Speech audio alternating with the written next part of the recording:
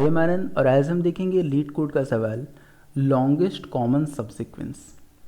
इसमें क्या है कि हमें दो स्ट्रिंग इनपुट में दिया हुआ है टेक्स्ट 1 एंड टेक्स्ट 2 और हमें रिटर्न करनी है जो लॉन्गेस्ट पॉसिबल सबसीक्वेंस है उसका लेंथ। अब सबसीक्वेंस क्या होता है, तो किसी भी स्ट्रिंग का फॉर एग्जांपल ABCD है, तो अगर इसमें से किसी कैरेक्टर्स को हम इरेज कर दें तो जो रिमेनिंग कैरेक्टर होंगे वो इसका एक सबसीक्वेंस होगा। फॉर एग्जांपल अगर हमने BC को यहाँ से इरेज कर दिया तो ADE इसका एक सबसीक्वेंस होगा, या फिर B और D को इरेज कर दिया तो ACE इसका एक सबसीक्वेंस होगा। So subsequence of a string is nothing but a new string that can be generated from the original string with some characters deleting without changing the relative order of the remaining characters। तो इस चीज़ को समझने की ज़रूरत है।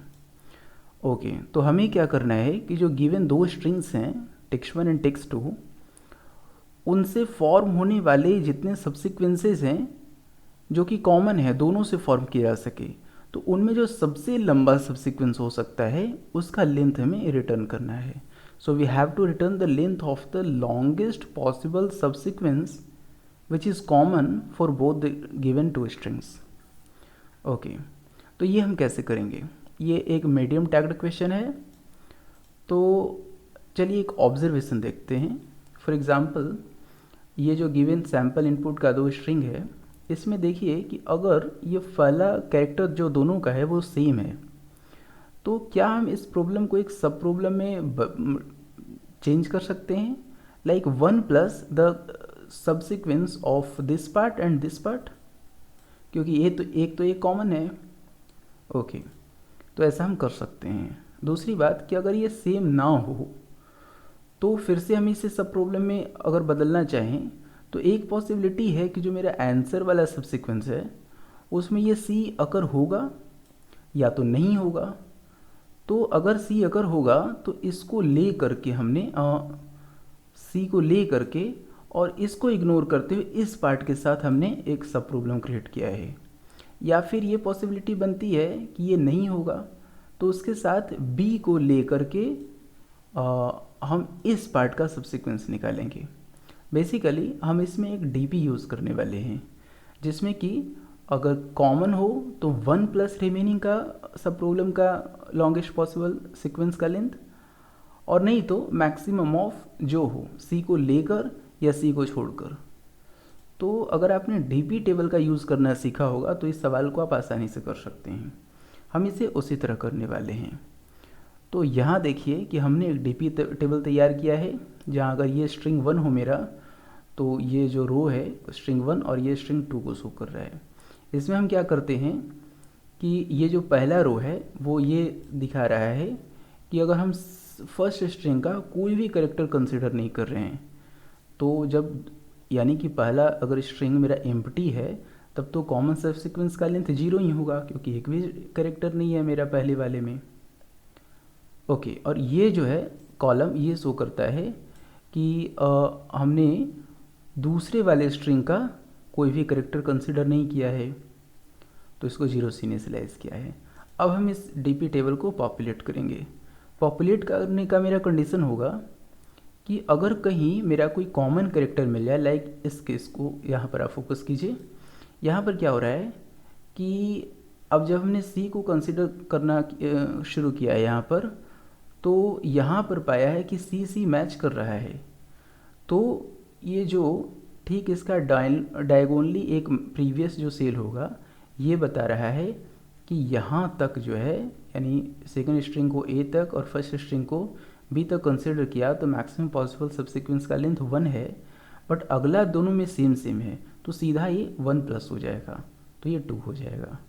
और अगर ये मेरा कैरेक्टर जिसको हम करेंटली कंसिडर कर रहे हैं फॉर एग्जांपल D इस केस में यहाँ पर इस सेल में, तो यहाँ चूँकि ये सेम नहीं है तो वो जो 2 के सामने बताया था कि एक ये क्या बता रहा है कि हम पहले स्ट्रिंग का D कंसिडर कर रहे हैं, दूसरे का A तक ही कंसिडर किया है, और ये शो कर रहा है कि हमने दूसरे का C तक कंसिडर कर लिया है और D को हम इग्नोर कर रहे हैं। तो यहाँ पर हम क्या लिखेंगे कि जो max possible of in both those 2 possibilities. तो अगर ये सेम कैरेक्टर हो जाए तो सिंपली डायगोनली प्रीवियस सेल का 1 प्लस दैट वैल्यू, और अगर ये मैच नहीं कर रहे हो तो max of this cell and this cell. इस चीज़ को अगर आपने डीपी टेबल यूज़ करना सीखा होगा तो अच्छे से समझ सकते हैं। तो I request you all, in case you are not aware with DP table, because it's a basic requirement for solving dynamic programming questions। तो उसी का यूज़ करके हम पूरे टेबल को पॉपुलेट करेंगे। और ये जो लास्ट वाला मेरा सेल है वो ये शो करता है कि जब हमने पहले और दूसरे स्ट्रिंग की फुल लेंथ को कंसिडर कर लिया है और ऑल पॉसिबिलिटीज़ चेक करने के बाद ये मेरा जो है सो लॉन्गेस्ट पॉसिबल सबसिक्वेंस है। तो यही हम रिटर्न करेंगे आंसर। तो इस चीज़ को हमने कोड में कैसे इम्प्लीमेंट किया है वो देखते हैं। तो हमने क्या किया है कि पहले दोनों स्ट्रिंग का लेंथ ले लिया है और वेक्टर जो डीपी टेबल है वो एक एडिशनल साइज़ का एक एक्स्ट्रा रो और एक एक्स्ट्रा कॉलम के लिए हमने m+1 साइज़ का डिक्लेयर किया है।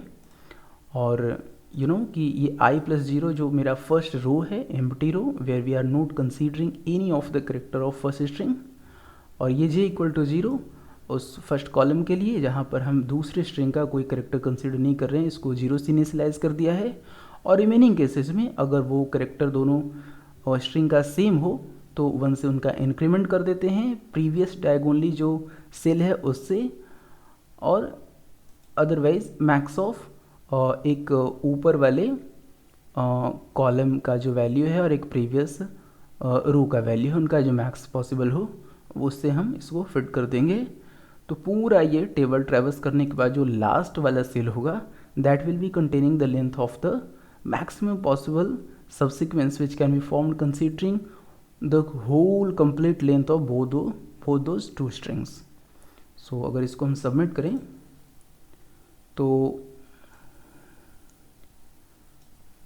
surely it's going to give us a successful acceptance result, and this complexity can be improved, there is some issues I think।